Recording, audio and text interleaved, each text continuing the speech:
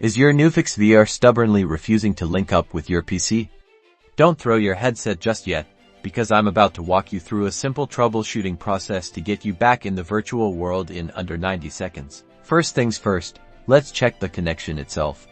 Make sure your Newfix VR cable is firmly plugged into both the headset and a USB 3.0 port on your computer. USB 3.0 ports are usually blue. Try a different USB port. Sometimes a faulty port is all that's to blame. Next, let's dive into Device Manager.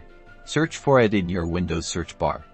Once opened, expand the Universal Serial Bus Controllers section. Look for any devices with a yellow exclamation mark or question mark.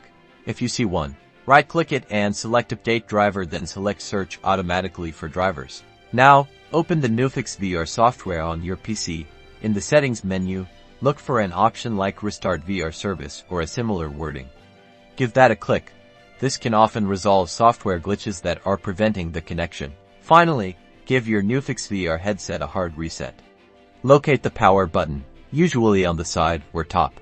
Press and hold the button for about 10-15 seconds until the headset completely shuts down.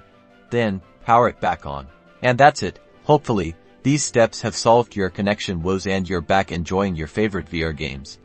If you're still having trouble, check out the Newfix VR support website for more in-depth troubleshooting. Happy gaming!